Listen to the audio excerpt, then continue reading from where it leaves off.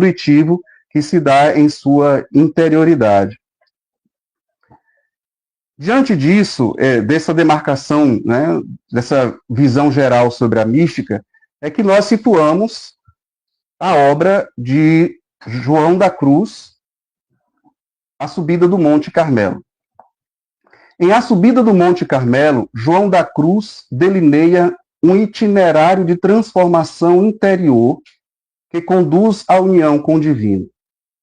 Tal percurso é marcado pela purificação dos sentidos e pelo desapego das realidades criadas, etapas necessárias para que a alma alcance a união amorosa com Deus.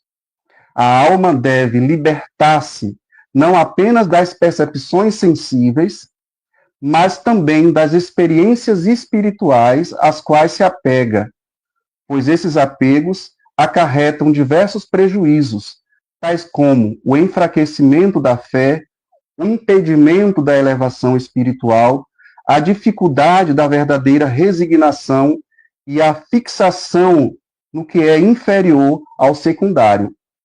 Então, o desapego dentro da mística de João da Cruz ocupa um lugar central, porque é condição para que a alma alce voos para Deus, para que a alma esteja desprendida para amar a Deus com liberdade. Como consequência, a alma pode gradualmente afastar-se da graça, chegando a confundir o mal com o bem.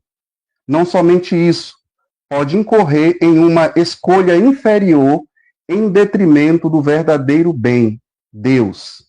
Desse modo, a fidelidade da alma permite que Deus a conduza por um processo ascensional de amadurecimento progressivo da alma em sua luta contra os vícios, culminando na união transformante. A imagem da subida ao monte, como bem descreve o título da obra, expressa, sim, o dinamismo do crescimento espiritual e da maturação interior. Diante disso, como entender a dinâmica ou o processo de desapego dos bens sensíveis e espirituais na mística do monge carmelita? Do mesmo modo, é pertinente saber ao que se destina tal despreendimento e qual resultado a alma alcança mediante esse processo de elevação espiritual. João da Cruz, nas primeiras páginas de sua obra Subida ao Monte Carmelo, sinaliza um limite reconhecido que permeia seu esforço por comunicar o progresso da alma aos mais altos estados de perfeição. Nesse caso, o místico esbarra nos limites das ciências e das experiências humanas. Por sua vez, encontra nas narrativas bíblicas elementos alegóricos que servem de lentes para traduzir realidades que expressam a ação divina na alma. Nessa direção, o símbolo do monte, que deve ser alcançado em seu topo, é um recurso metafórico da união da alma com Deus, um percurso em que aparecem as operações de Deus na alma. Nesse caminho, o conceito de noite escura é central, uma vez que expressa a própria operação divina, que por meio da depuração e consolos, conduz a alma a estados mais elevados de união com Deus. Essa noite é vista numa perspectiva de impermanência, já que não é a finalidade da vida mística, mas etapa que o místico atravessa para que, por meio da desnudez do espírito, possa se achegar à luz da aurora. Essa experiência acarreta ao místico profundo desconsolo, que toca a estrutura do seu ser, tanto as realidades sensitivas quanto as espirituais. Por isso, o carmelita enfatiza duas noites. A primeira corresponde à parte sensitiva da alma e a segunda à espiritual. A primeira noite faz referência àqueles que iniciaram a subida, a segunda aos que se encontram avançados. Por isso é mais tenebrosa e terrível. Todo o esforço de João da Cruz consiste em explicar o conteúdo da canção poética Noite Escura, em que em seus primeiros versos deixa transparecer a tessitura de uma alma inflamada pelo amor divino. Cito aqui o trecho do poema, logo a parte inicial do poema Noite Escura. Em uma noite escura, em ânsias de amores inflamada, ó ditosa aventura, saí sem ser notada, estando minha casa sossegada. É o amor divino o dinamismo da alma. É esse amor que a inflama, para que adentre em um processo de depuração de tudo aquilo que não é Deus, mas que ocupa as suas potências. A noite é, então, privação, em que a alma é impelida a abandonar suas seguranças e seus efêmeros amores, seus apetites, desejos e prazeres do mundo, bem como suas vontades, para que esteja desnuda e totalmente disponível para Deus. Por isso, João da Cruz entende a noite como um trânsito, pois a meta é a união com Deus.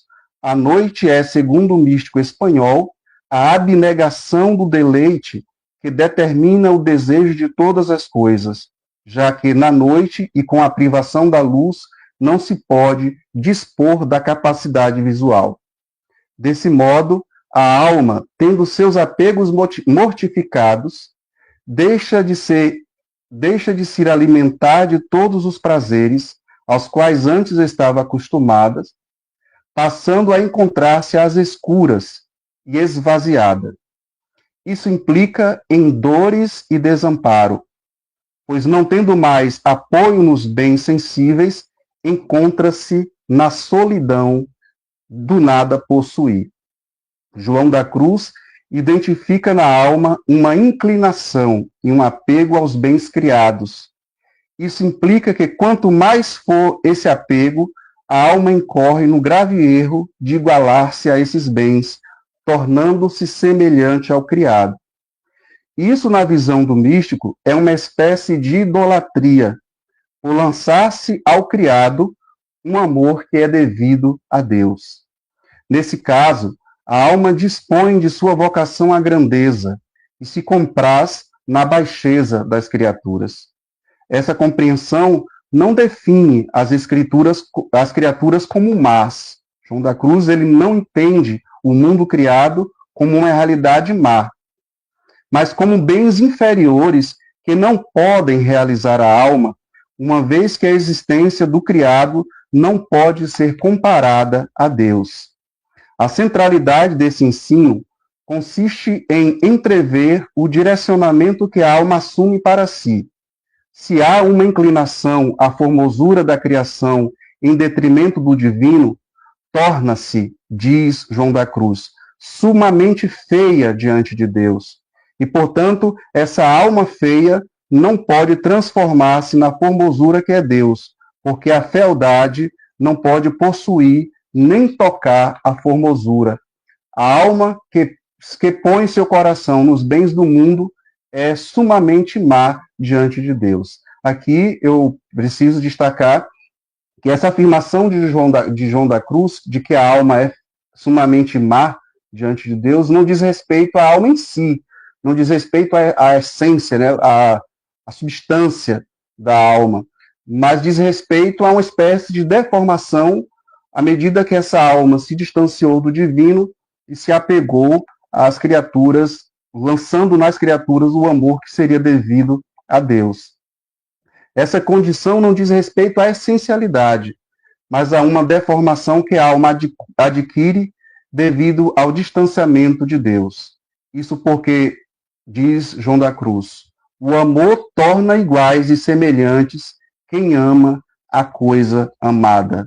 Se você ama as coisas inferiores, você vai se tornando, de igual modo, inferior no mesmo nível dessa coisa que você ama. E, portanto, é preciso direcionar o amor ao divino, porque aí você estaria na experiência amorosa com o absoluto. A alma deve, na subida do monte, erguer em si, assim como nos relatos bíblicos, um altar de sacrifício a Deus. Para o místico, são 3 sacrifícios que devem ser oferecidos antes mesmo da subida do monte. O primeiro diz respeito à separação dos apegos que ocupam a alma em sua profundidade. O segundo trata-se de uma purificação que ocorre na noite escura dos sentidos, provocando arrependimento e negação dos desejos prejudiciais à perfeição da alma. O terceiro, por sua vez, corresponde a mudanças de vestes, na qual, despida das antigas, a alma se reveste de uma nova compreensão de Deus. João da Cruz explica que essa nova veste implica um novo conhecimento sobrenatural, no qual todas as ações são transformadas em ações divinas.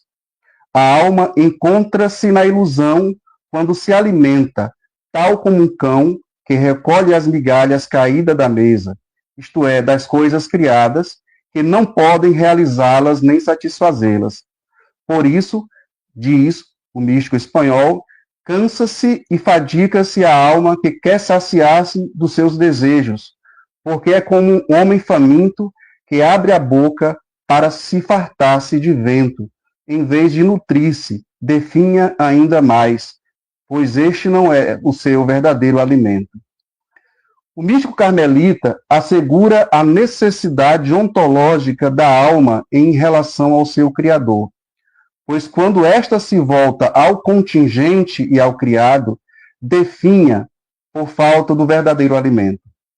Nesse caso, distante de Deus, a alma é obscurecida em seu entendimento da sabedoria sobrenatural, mas também da própria razão natural.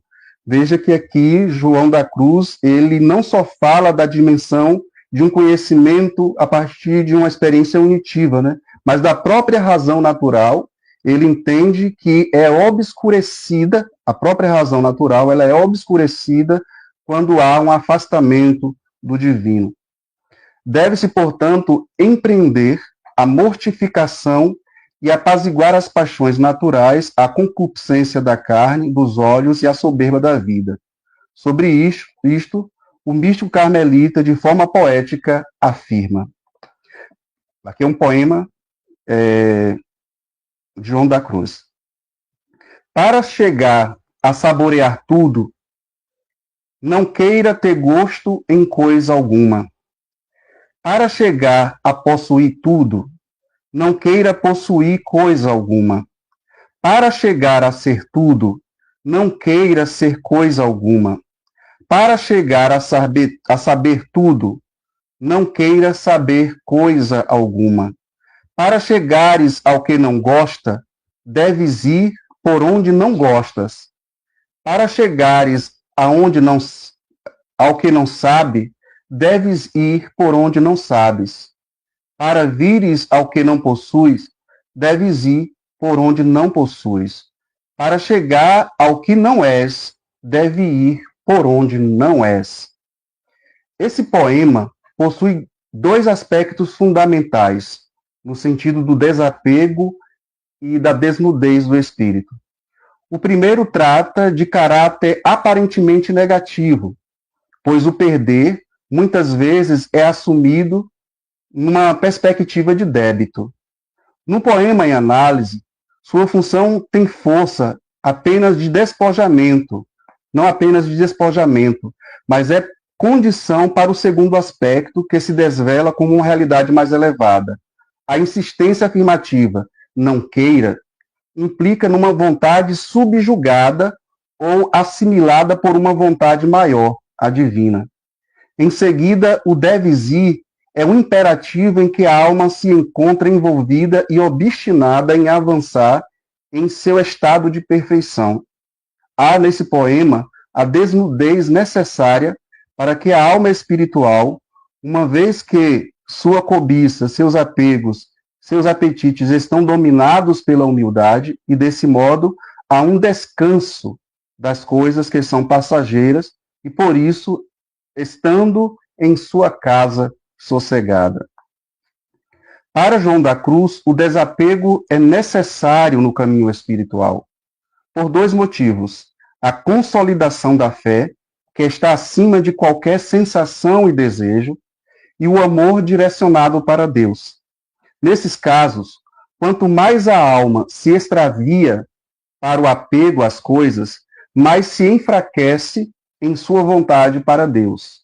Assim, o desapego na mística cruziana implica numa ascensão do amor e da fé, sem os quais não se pode agradar verdadeiramente a Deus.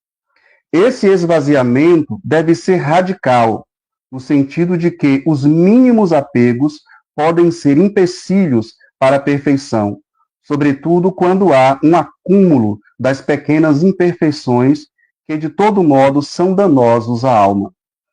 Esse esvaziamento deve alcançar não somente os sentidos corpóreos, mas as faculdades da alma, sua capacidade imaginativa, como descreve o místico carmelita.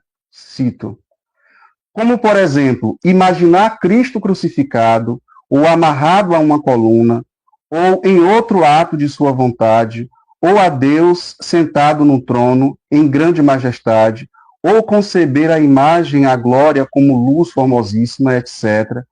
E de maneira diferente, qualquer coisa, seja divina, seja humana, que possa cair na faculdade imaginativa. De todas essas imaginações, a alma se deve esvaziar, ficando às escuras com relação aos sentidos, a fim de chegar à divina união, pois não tem nenhuma relação com Deus para servir de meios legítimos para tal união, como ocorria com as imagens corporais que servem de objetos aos 5 sentidos exteriores. Em outras palavras, o que é que o João da Cruz ele está enfatizando aqui?